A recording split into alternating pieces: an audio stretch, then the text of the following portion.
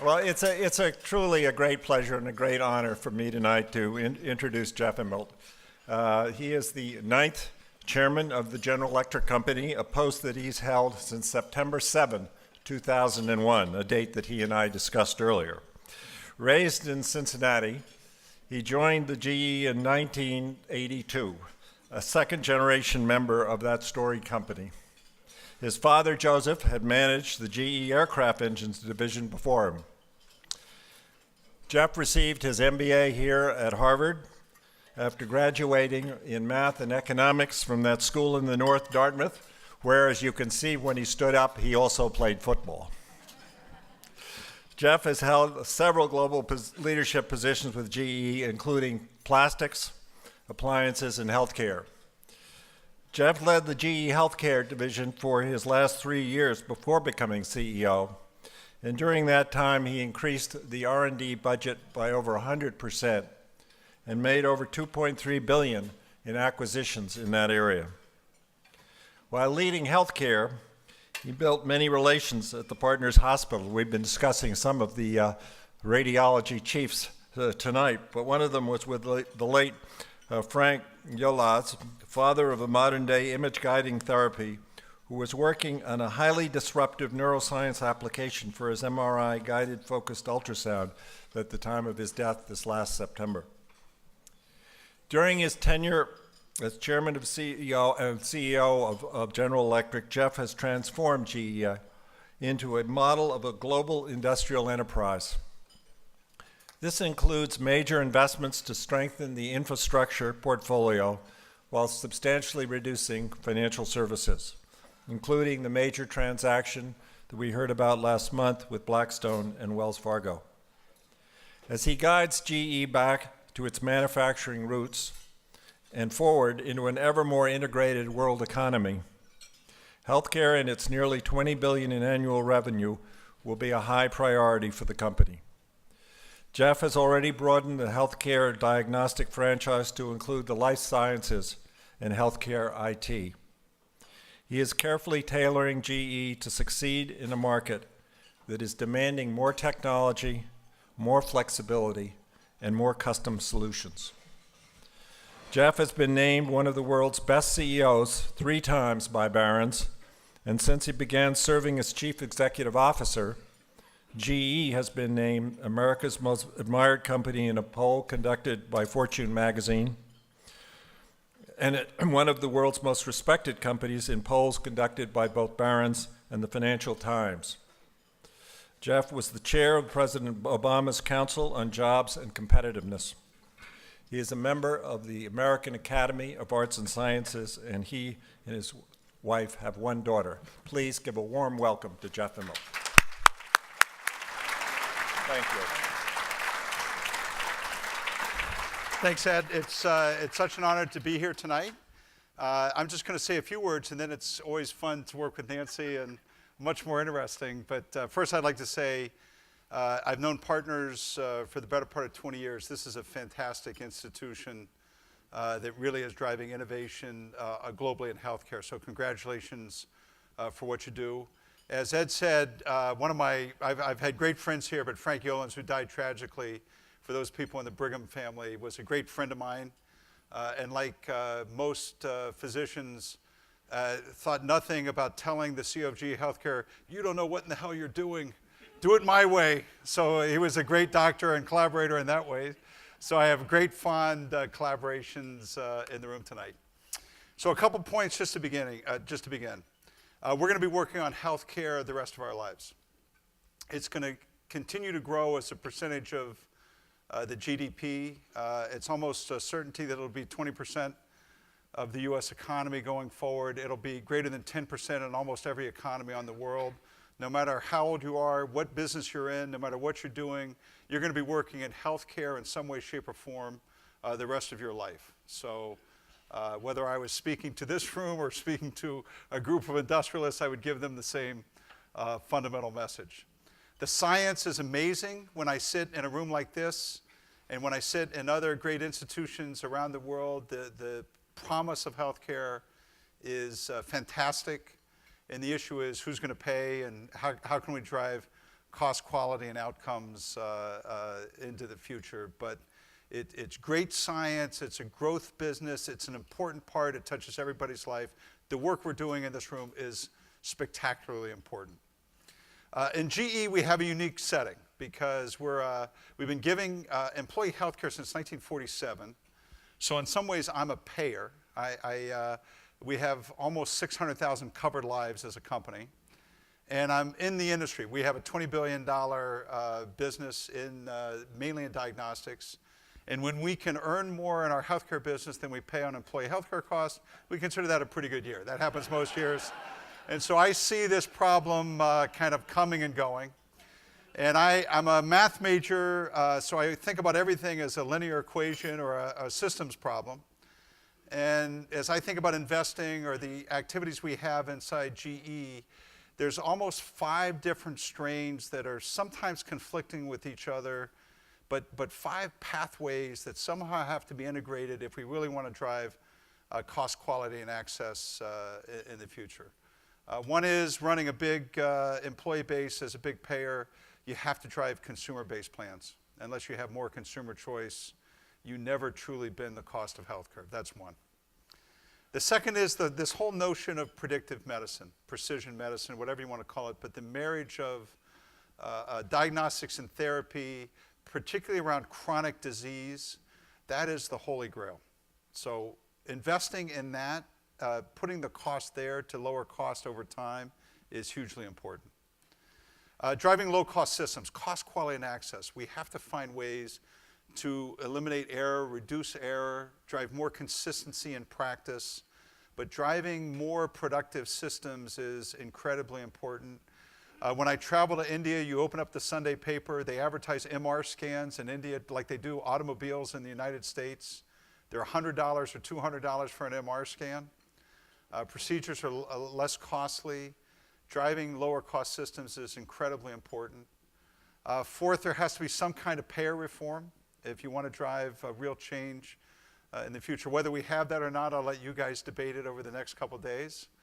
But that is absolutely essential. And the fifth is the focus on networks. Everybody looks at healthcare vertically. In order to drive cost, quality, and access, you have to look at it horizontally. That, in the end, problems can only be solved as systems. And so these 5 places are the ways that GE invests. We invest $2 to $3 billion a year in employee healthcare costs. We invest $1.5 billion a year on R&D in our healthcare business. We have a venture fund that invests in healthcare. And in some way, shape, or form, we invest in those 5 themes as a company. I love the fact you're studying neuro. As Ed said, I ran our healthcare business in the late 90s, from 96 through 2000. And then I've run the company since then. So healthcare is kind of my hobby, my passion. I think a lot about it. Neuro, I think, is one of the great quests of the 21st century. This is where the science is freshest. It's decades behind where we are in terms of cancer therapies and heart disease. And this remains one of the big quests. From an invention standpoint, the technology is still out there that has to be driven. There's probably, the people in this room know more than I do, but maybe 40% of the biology of the brain really understood today. And there's going to be a whole generation of technologies around diagnostics and therapies and data that are yet to be invented that have to be developed for the study of the brain. Incredibly important. From a public policy and quality of life standpoint, neurodisease is just incredibly important. It's such an important aspect in terms of quality of life, but it also is way under developed from a research standpoint and is going to have a massive impact on the economy unless there's more work that gets done. One of the first things I was saying earlier, that I'd run our healthcare business before I became CEO. And early on, I made the decision to sell our insurance business, and we were at that time in the long-term care business. It was almost impossible to underwrite. Long tail risk in terms of how it would be cared for and covered over time was such a tough subject. Now, today that's primarily Medicare. And when you look at both the human element development and also the way you have to look at long-term economics, neurology is right in the center of everything as a society that we need to be caring about. And we need entrepreneurship. It's not going to be one company or one idea that carries the day. It's going to be a combination of big companies and small companies that work together. We made an investment today, Sue Siegel, in Neuronetics, which is a minimally invasive healthcare company. So while we're investing in our own research and development, we continue to invest in small companies at the same time. So invention, economics, and entrepreneurship are going to be the three keys that you're talking about this week that are so critically important to the future of neuroscience and neurodisease and making a real difference. At GE, this is one of the big quests that we invest in as a company over the long term. We invest between $6 and $7 billion a year in research and development as a company. Like I said, about $1.5 billion of that in healthcare, and we also invest in venture startups. We probably invest several $100 million in the general area around neurology and brain disease today. And I always think, we always start with imaging and the focus on either dedicated scanners or new ways to think about imaging in the future. So from 3 Tesla, very brain dedicated magnets, all the way to imaging devices that you might wear, and everywhere in between. We're working on those technologies. Molecular tools to understand the pathways of the disease. So we have a life sciences business that is invested in this, and we also work around Alzheimer's imaging agents and things like that. So we're fully invested in molecular imaging. The brain-machine interface, so stimulation and the ability to use genomics and other things alongside imaging to drive the science and get better idea of pathways. Bioprocessing tools for cell therapy is a business inside GE. We're investing in data and analytics. So in neurology, imaging, life sciences, cell therapy, data, we kind of see 4 or 5 different directions in terms of where the imaging and the therapies go. The last thing we do is we're a convener. So we can use our brand as ways to raise money. An example of that is the work we're doing with the NFL to bring more science around traumatic brain injury and working with DARPA and some of the federal agencies around that. So, anything we can do to bring more research and development into the study of brain disease is also critically important. So, great subject. Really, the merger of invention. This will take, I still am a kind of a product manager at heart, right? It doesn't matter how long I've been CEO. I like stuff. I like to sit down and do product reviews and things like that. And I always ask, how hard is it to do this? Is invention required? And I always want the answer to be no, because that means it's easier. Here, the answer is yes. Invention is going to be required. It's going to take a bunch of money, more than we're spending today and more than we've seen. And it's going to take, I think in many areas in brain disease, it's going to take bigger consortiums between institutions, sharing of data than we're used to in this room. This is still, healthcare, I love you guys, but you're still a very vertical place. And a lot of these things can only be solved horizontally. And it's building these horizontal models are really most important. So I've learned a long time ago that when you're talking to people that know a lot more than you know on the subject, to stop quick and sit down and let questions be answered. So thank you.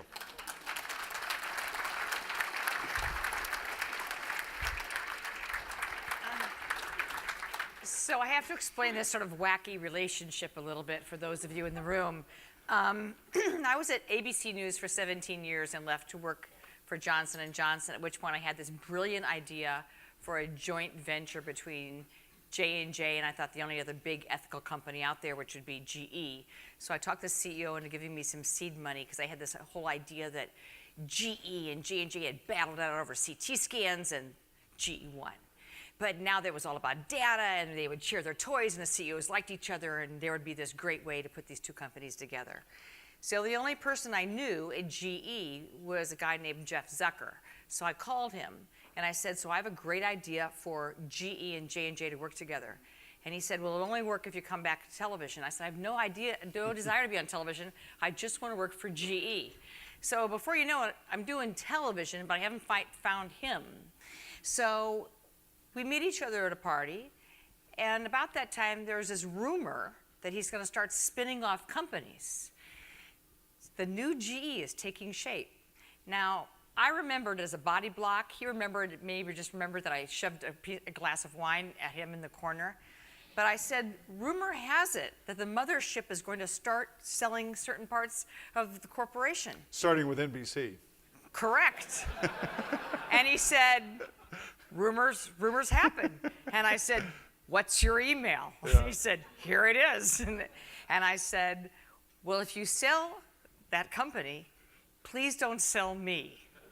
So I came to NBC Universal, reporting to my CEO. I begged not to be completely sold. I now still report to my part-time CEO and Sue Siegel. And I have never been so proud of anything that I've done the last 10 years to have this little GE tattooed on my right. Oh, yeah. We can give you a real one if you like. The meatball is right good, there. Good. Yeah. I happen to adore Jeff Immelt because he's a big thinker. And he's been in the press a lot recently for making GE different than the GE he inherited. And he had a lot of compliments by his predecessor in the last week as making GE newer, leaner, because he's responding to the times we live in. And smart CEOs change the corporations they're guiding because they see now, but even more important, they see 10, 15, 20 years from now. So that takes me to, other than, and aren't you glad you sold NBC Universal? Well, I love the people. I know. I love the people. Real. I love the people. But other than, seriously, other than going to meetings and saying, make better shows, my value added wasn't that high. Was it? I can go to a healthcare review and have 100 ideas on do this, think of that, work with this person, go to this customer. Hey, I was there last week. At NBC, it was, can you just make better shows, please? So. Well, you've also divested yourself of other things. You've made GE this lean, focused, almost would say throwback industrial machine, except that healthcare is front and center. Why hold on to that, other than the numbers you just tossed out? Oh, look, Nancy, I think we're a high-tech industrial infrastructure company, of which I consider healthcare part of that, really, if not the biggest part of that. We've been in the healthcare business since 1915, so that's when the X-ray tube was invented at GE. And so in many ways, it's been a big part of the history of the company. We believe in the diagnostic space. It's a fantastic global business for us. And I like businesses where the competitive advantage is technology. And in the end, my belief is that's the best part of what makes GE, and that's the best part of what makes any business today is do you have the right technology? Can you do it at scale? And that's what GE has to be all about. One of the things that came up today on the CEO forum was being horizontally cooperative, as you mentioned, but internally disruptive. So you really keep staying on your game. You and I have seen small hospitals all over the world littered with big machines back in the graveyard that have just been left. What's the internal disruption for smaller, faster, mobile? So again, the first thing I would say is that I always preach inside the company that markets rule. So one of the dangers of being an incumbent is you hang on to things for too long. So look, I say this purely out of love, but there's too many EMRs in the United States. Now, the guy that's running the EMR business that works for me, he just fainted, right? He just said, I can't believe my CEO just said that. But you'd have to be, you can't believe in like the dumb customer theory, that basically people aren't going to notice things. So we go from diagnostic imaging to life sciences or to information technology or to doing a better job of facilitating therapies by working with drug companies. So I think the danger of being a big company is you protect your incumbency versus this willingness to say that in the end, the best ideas are always successful. Now, to augment that, Sue Siegel, who's here tonight, I'd ask her to stand up. Stand up for a second, she Sue. would still. She's my real immediate boss. She would. And brilliant. She would still look like. So Sue Stand on the center of the table. Sue comes from more Davidow, and Sue kind of runs our venture business inside the company, not just for healthcare, but for all of GE. And Sue's kind of a leading edge scout of what's going on in energy, what's going on in healthcare, who do we need to invest in, how should we think about the future? And that's, we're 140 years old. The only way you last the next 140 years is you've got to be wildly paranoid, and you've got to be a believer that markets rule. The best ideas always win, and you better make sure that you're associated with those. So which markets turn you on the most right now? Across the company or in healthcare? No, around the world first, then we'll come back. Oh, look, I think you always have to think about China. I really think, China is the incremental buyer of almost everything, including healthcare. But not innovators. No, I'd say China actually is in many ways modeling the U.S. system of let's say, a strong government pay. India, if you're in this room and had one plane ticket to buy, I would go to India just because it is in your wallet consumer pay. And so any of you that think maybe someday the consumer will have a big say in the U.S. healthcare market, that's the ghost of Christmas future, really. That's the one you have to understand. And then I would say, Nancy, when it comes to brain disease, there's going to be a lot done in the UK, there's going to be a lot done in Europe. There's going to be more done outside the United States than there has been in maybe other diseases over time, mainly because the populations are older. The problems in Japan are more profound. And so the governments are faced with these tremendous aging issues that are, that we have in the US, but they're even more profound if you go to Europe and outside the United States. So that's the let's say the geographic. And then I think Silicon Valley, it's almost like the Renaissance. There's so much technology coming out of Silicon Valley. And the one place that we're kind of working on inside GE is we believe that every industrial company is going to have to be a software and analytics company.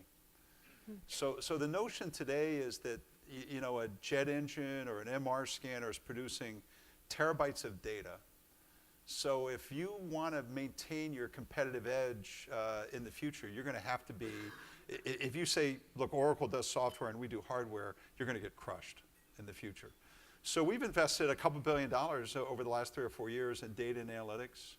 And I think that's going to be, and coming back to brain disease, that's going to be a big critical aspect. And so if you think about someplace like Partners, the ability to think about healthcare in terms of owning the data or developing the data, that's got to be almost a new healthcare field. So one of the things that came up today is there's so much data, but at what level do you share it? With whom? And then it does become the patient's data to begin with. And there's almost so much that no one can harvest it. Mm-hmm. Look, again, like I said, I've been around healthcare almost 20 years. My best ideas are illegal, mostly in healthcare. So that's always been one of my problems. I've had all these great ideas until the lawyers come in and say, you can't do that. So you've got, in other industrial businesses wherein we do a lot of bilateral work with data. So, it's easy to say that United Airlines and GE can share data together. So HIPAA rules are always going to be a big part of it. But I think it's one of the... Is HIPAA a setback or necessary guideline? Look, I think it's up to the people in this room and all your colleagues have to go to the FDA or to the CMS or whomever and say, look, this amount of data, this amount of sharing is the only way we're going to get to better therapies or better outcomes for the dollars you're investing. Yeah. And if you make us go backwards in time, in terms of information, we're not going to make the progress. So there's got to be a way to make it a more reasoned approach than it's been so far. You talked about unusual partnerships, and we've had that conversation again today. What prompted you to team with the NFL to look at neurodamage and neurotrauma, especially since this year especially, it is one hot button? Yeah. So I would say, so first of all, I'd say, as somebody that ran our business in GE Healthcare, the modern radiology business is really an outgrowth of great collaborations between industry and academic institutions. So the role that academic institutions, healthcare institutions have had as partners for the healthcare industry can never be overstated. NIH and academic medical systems, we like to take credit for it, right? But you've been as productive as anybody else in terms of developing those business. How do you get money? In the end, whoever typically gets the most money wins. Whoever gets the most research dollars. Whoever ends up with the most toys wins. And so the NFL is a great convener, and they have a big need. Brain injury, traumatic brain injury. Look, I love football, but people better take this very seriously. Right. So if you can partner with the NFL, DARPA, who's awesome, right? A fantastic convener, and GE, and hang a shingle out and say we're working on something, people will join. People will bring money, people want to collaborate, and that's really why Nancy is. First of all, I really do love football, and I would think it was a tragedy. Isn't that the sort of the necessary tension right now? People are worried about the brain trauma, but we all we love football. But my other motive there is the fact that I really believe that in the world we're in of diagnostics, that neuro is the next great horizon, and I wanted to get more money. So take me into the nanotechnology world of detecting early brain trauma.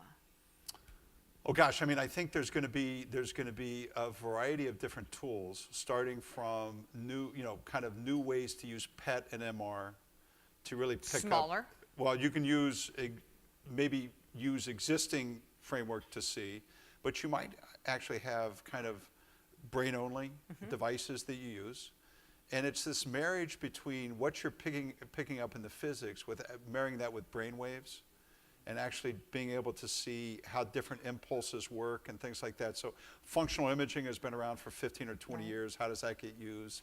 So I think it's a combination of the kind of the anatomical, kind of the things that PET and MR have done for a long time, with how does stimulus show up while you're being imaged at the same time. So imaging is going to have a big role to play as you look forward in terms of studying. It may just not look like the imaging we think of today of being in a big Again, long I think hollow tube. you have to let it go where it goes. Right. I think there's going to be a set of dedicated imaging devices that are head only.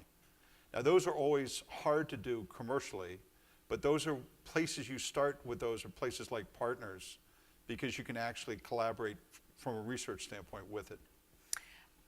When you make business decisions at this point, and you have refocused this huge, adored corporation, how much of your decision making is that math brain, and how much of it is gut? That's a good question. I think I think every day, I use math brain. So I'm a fairly reasoned individual. I like data, I like studying things and things like that. But I also have in the back of my mind a real purpose for what I think our company should look like. And that's a combination of instinct and guts and experience and things like that. So you always have to match analytics with this intense desire. You can't run anything in the world if you don't have a sense of purpose. Of what should we be? Why does GE exist? What are we really good at? I look at our company and say we do large-scale systems innovation better than anybody on earth, right? If you have to do something, 75% of you are going to go to Logan Airport and get on an airplane, and you're going to look at the window at an engine that's GE, and you're going to say, I'm back in my mother's arms. It's like I am so happy that GE made that those are the businesses we should be in. So I think this sense of purpose is something that every leader has to have, and so you match, analytics and purpose. A few years ago, you did a segment for 60 Minutes, which I thought was pretty brave to do. And it was fabulous. It was really fabulous. I think Leslie Stahl came back a different person, and it gave Americans a chance to see GE in a global light, unlike a GE they had ever seen before. How many people tried to talk you out of that interview? Almost everybody. Yeah? Yeah. No, it's a like I said, I think you learn who to listen to and when to listen. And that was one I didn't listen to. But what sold, there's this notion that basically, look, we're complicated. Big companies are complicated, and I understand that. And we understand that it's hard sometimes when you have to globalize. People are afraid of globalization and things like that. But basically, the people that work at GE on the manufacturing lines and the engineering labs and things like that, they like the company. They like their leaders. They're proud to work there. And so I think groups like 60 Minutes, they come there saying, okay, how can we get another American multinational fat cat CEO dead, right? The gotcha interview. And they walk through the production line and they see that people like. Well, the Brazilians were applauding. Let's be real. But they like their company. They like what they do. They're proud. I guarantee you, I was at our MR business a week or so ago. The people in that business, they love what they do. They're completely dedicated to the people in this room. They're dedicated to the mission that you all have.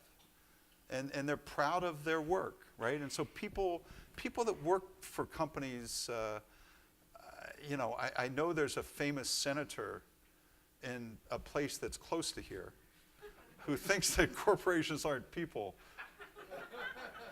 But we really are, We really are filled with fantastic people who are completely dedicated. And I frequently say this to politicians. Look, if you're going to call out GE, you can say you don't like me, but there's 140,000 people that work for GE in the U.S. They are awesome. Yeah. You shouldn't denigrate them. And a lot of them actually work here in Massachusetts. And so that's what I think people don't see. So I'm not going to ask you what keeps you up at night.